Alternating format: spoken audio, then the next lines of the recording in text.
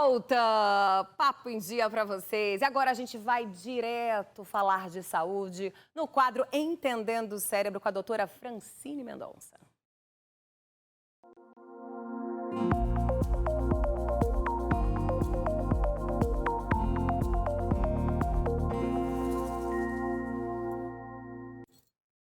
Muito boa tarde. Hoje nós temos um convidado ilustre, o Dr. Magno Liberato, cirurgião bucomaxilofacial. Por que ele veio aqui? Vocês sabem aqueles problemas na articulação do maxilar? Vocês bem conhecem, né? Chegam no consultório falando, doutor, eu tenho estalo na minha articulação do maxilar, eu tenho dor, não é isso? Então é disso que nós vamos falar. Mas antes, é interessante falar um pouquinho o que é a articulação temporomandibular, doutor Magno? Perfeito. Primeiro de tudo, muito obrigado, Fran. Eu chamo de Fran, que já é minha amiga, já, né? Parceiro, né? Parceiro de trabalho já.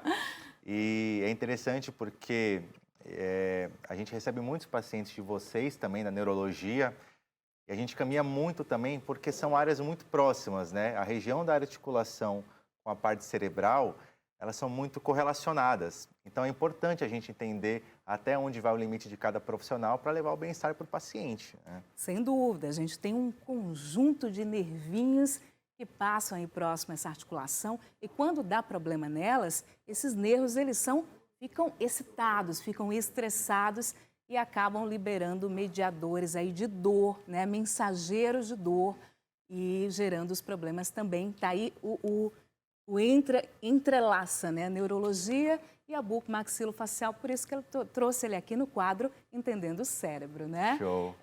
A articulação em si, né, temporomandibular, ela leva essa sigla, né, ATM, justamente por conta da função que ela faz. Ela articula a região temporal com a mandíbula.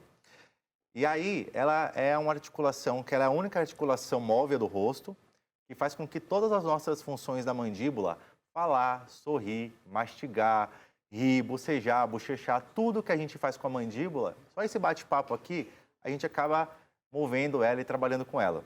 Então, a gente, se usar dela demais, pode acontecer alguns probleminhas que a gente vai comentar. Usada demais, usada de forma errada, né? Movimentos excessivos ou anormais, não é isso? Pode gerar problemas nela. E interessante, vai aparecer a figurinha aí para vocês também, e em relação à mastigação, nós temos uma musculatura, músculos que auxiliam na mastigação. Entre eles, nós temos o masseter, tá? Aqui, ó, o temporal e uns mais internos, os pterigoides, né? Então, temos alguns músculos que auxiliam na mastigação. Por que eu estou falando isso? Porque a gente vai abordar com as doenças, né? Com as patologias, a gente vai falar desses músculozinhos que vocês estão vendo aí na tela. Tá bom? Então, doutor Magno, tá? Fala pra gente quais são as causas de disfunções, de problemas nessa articulação que vocês conhecem como articulação do maxilar. Perfeito. Essa articulação, a gente já usa ela muito por dia, né? Como eu falei, para tudo que a gente movimenta a mandíbula, ela acaba sendo trabalhada. Qual que é o problema? Se a gente acaba exacerbando esses movimentos, por exemplo, uma das etiologias, uma das causas mais comuns de inflamação dessa região é o famoso bruxismo, né? O apertar dos dentes, né? O ranger, né? O ranger dos dentes. Todos bem conhecem. E está muito relacionado a esse momento que a gente está vivendo, que é justamente a parte de estresse, né? A parte emocional, né? Sem dúvida, sem dúvida. E para vocês entenderem, né, essa parte emocional também, eu trouxe como neurologista. O que é o estresse? Por que gera o estresse, né? E dá problema nessa articulação. Então, de uma forma fácil, eu trouxe um circuito que está aí na telinha. Vocês têm a parte cerebral, que está aí desenhada, tá? Quando a gente tem uma situação de estresse, ou então tomar decisões importantes, ou perigo, né, que nos leva àquela sensação, necessidade de fuga ou de luta, né? Nós temos o nosso sistema nervoso que vai lá e lança um mensageiro chamado adrenalina. E o que é que ela faz? Ela aumenta a frequência cardíaca, aumenta a frequência respiratória, então você fica um coração acelerado, respirando ofegante, a pupila dilata para poder enxergar melhor, né? E, enfim, uma série de alterações, o organismo libera açúcar, né? E aí depois vem o cortisol, para manter esse estado de alerta, tá? No estresse, esses mensageiros, eles ficam persistentemente aumentados no nosso organismo. E uma das nossas reações ao estresse é a tensão muscular.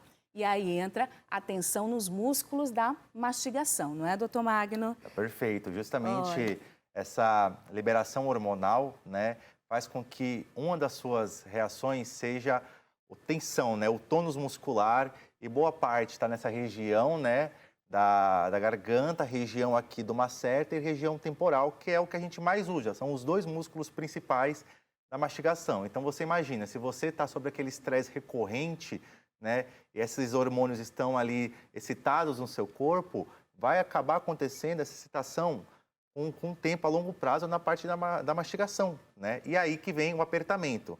E tadinho, aqui no meio está a ATM, no meio desses dois músculos está a ATM, essa articulação do maxilar. E ela é uma articulação muito frágil, no meio de dois músculos muito fortes.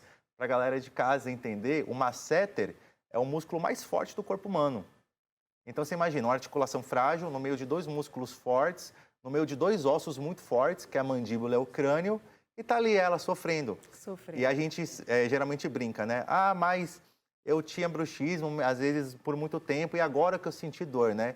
Existe uma capacidade adaptativa do organismo a evitar a dor. Só que água mole e pedra dura, né? Tanto bate até que fura.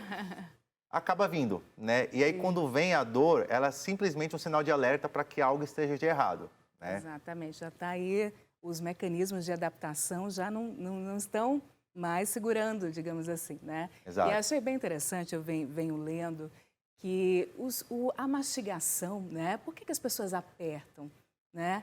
E eu li, né, que a mastigação em si, ela libera mensageiros do prazer e diminui o nível de cortisol, que é esse mensageiro do estresse, não é? Exato. Então, muitas vezes, só o ato de mastigar um chiclete já libera esse mensageiro que é a serotonina, né?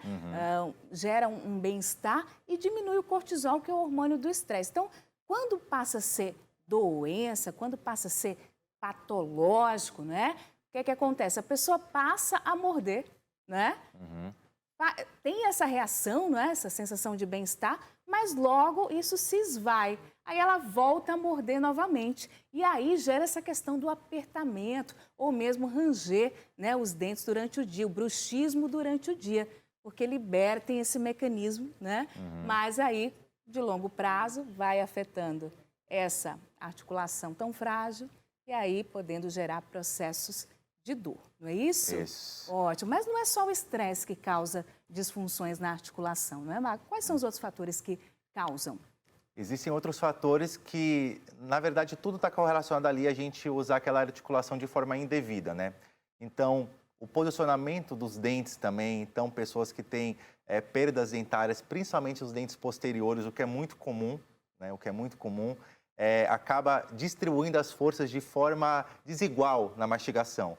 E aí a gente leva a processos de tomada de força de forma inadequada, né? Sim. Existem também regiões de traumas, então, que embate, às vezes o rosto pode acabar acontecendo, né? Que são chamados de macrotraumas, né? Os microtraumas são justamente o bruxismo, né? Um apertamento. Mas os macrotraumas, as porradas nessa região que acaba levando sem querer, né? Assim, espero, acaba podendo gerar esse tipo de desconforto de inflamação articular. E alguns movimentozinhos, né? Tem gente que fica mordendo lápis, aqueles músicas, tocadores de sopro, mergulhadores que usam aqueles aparelhos, Sim. não é? Cantores tendem a ter mais problemas. Mas a minha querida Gisele Alves tem uma pergunta. Estou aqui de camarote, parabenizar vocês linda, aí pelo né? tema. Gente, é muito real isso que eu falei. Vocês estavam falando sobre a mastigação, estresse. Às vezes, todas as vezes que eu tô nervosa, quero mastigar. Quero mastigar. E a minha mãe tem isso. A minha filhinha, eu percebo que tem isso quando ela tá ansiosa, ela quer mastigar e comer. Quando a gente sabe que, assim, é uma coisa preocupante, tem que tratar, tem que procurar o neuro, enfim. Ou é uma coisa assim, só tô no momento de estresse, então tá tudo bem eu querer mastigar quando eu tô estressada. Só que hoje em dia a gente fica muito estressada, né? Infelizmente. E com a pandemia, né, piorou tudo. E quando que a gente sabe, assim, por exemplo, é hora de procurar ajuda nesse caso? Excelente, excelente pergunta. Até onde é normal, né? Existem dois principais problemas que a gente pode correlacionar para a gente começar a buscar ajuda. Primeiro, a dor, né? A dor é um sinal que tem algo de errado. E quando eu falo dor, muitas pessoas, elas acham que pode gerar dor somente nessa região da articulação.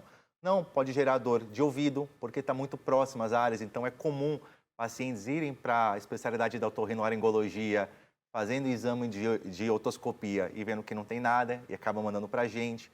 Dores de cabeça, dores atrás dos olhos, todas essas regiões, elas são muito correlacionadas lá dentro, né? Então, a dor é o primeiro.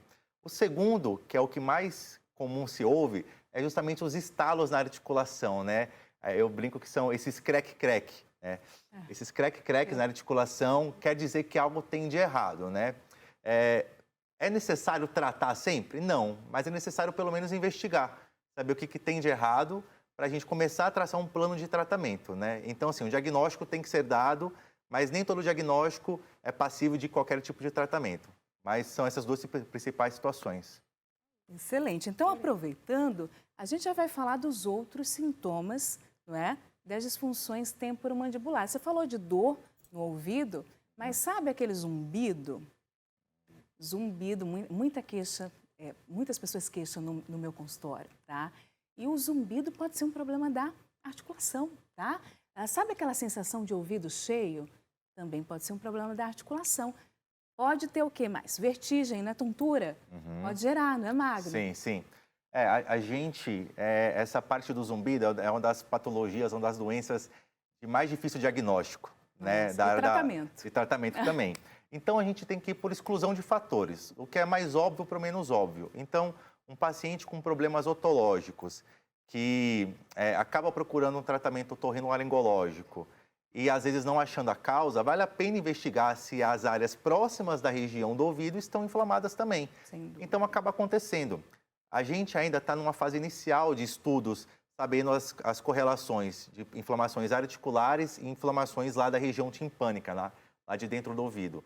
Eu creio que com o avançar das tecnologias de exames de imagem, tomografia, ressonância, a gente acaba achando. Mas já existe alguns canais ali, algumas fissuras chamadas, é uma fissura petrotimpânica, que é uma fissura que vai lá da articulação para o conduto, para a cavidade timpânica, que pode estar levando inflamação.